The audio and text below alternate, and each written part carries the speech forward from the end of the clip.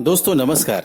मैं आपका दोस्त आशीष एक बार फिर से आपके बीच मौजूद हूँ। भाई क्या करूँ, आपके बिना मन ही नहीं लगता है। आज का दिन यानी 2 जुलाई का दिन, और आज के दिन को पूरी दुनिया वर्ल्ड यूएफओ डे के रूप में मनाती है।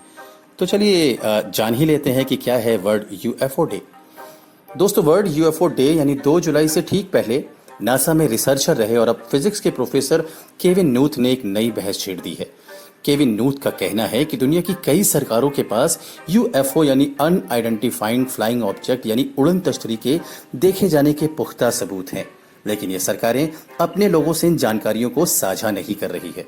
केविन न्यूथ के इस बयान ने उन सारे दावों को फिर मजबूत कर दिया जिसमें यूएफओ के देखे जाने की बात कही जाती है। अमेरिका के न्यू मैक्सिको से लेकर यूपी के लखनऊ कानपुर तक ऐसा दावा साल दर साल किया जाता रहा है और एलियंस की मौजूदगी की बात की जाती रही है। दोस्तों, यूएफओ के होने या ना होने की बहस के बीच साल 2001 से वर्ल्ड यूएफओ डे मनाया जाता रहा है। इसका मकसद है दुनिया भर में यूएफओ और एलियंस की मौजूदगी पर बहस हो और सार्वजनिक तौर पर रिसर्च किए जाएं। पहले ये 24 जून और 2 जुलाई दोनों दिनों पर मनाया जाता था, लेकिन अब इसे आधिकारिक तौर पर 2 जुलाई को ही मनाया जाता है। अब आप सोच रहे होंगे कि आखिर ये यूएफओ है क्या। तो मैं आपको बता दूं कि आसमान में दिखने वाली ऐसी कोई भी चीज जो इंसानों ने नहीं बनाई हो और वो कोई प्राकृतिक सिद्धांत ना हो, उसे आमतौर पर यूएफओ कहा जाता है। हर साल ऐसी कोई ना कोई आकृतियां देखी जाती हैं। 1950 के दशक तक ऐसे कई यूएफओ अमेरिका समेत दुनिया के कई देशों के आसमानों में देखे जाने लगे थे। साल 1953 में यूनाइटेड स्टेट एयरफोर्स ने इसे यूएफओ का नाम दिया, जिससे इनका रिकॉर्ड रखा जा सके और बाद में रिव्यू किया जा सके। 1940-50 के दशक में इन्हें आमतौर पर फ्लाइंग डिस्क भी कहा जाता था। दरअसल ये दौर शीत युद्ध का था।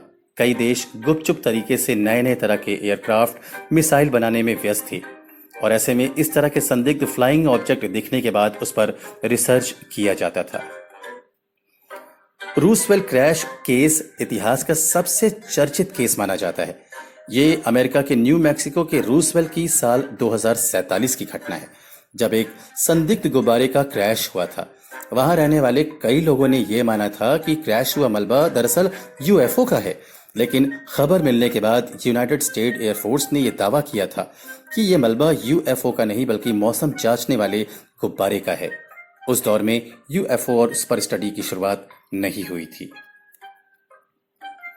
और दोस्तों, जहां तक भारत की बात है तो भारत से भी कई ऐसे दावे किए जाते रहे हैं। साल 2014 में लखनऊ, 2015 में कानपुर और दिल्ली और 2016 में बाड़मेर से ऐसे दावे किए गए और सबूत के तौर पर कई सारी तस्वीरें भी पेश की गई।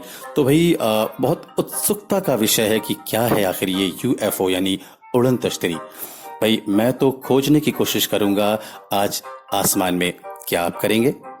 तो चलिए कोशिश करते हैं, लेकिन इस कोशिश के पहले दीजिए इजाजत अपने दोस्त आशीष को। नमस्कार।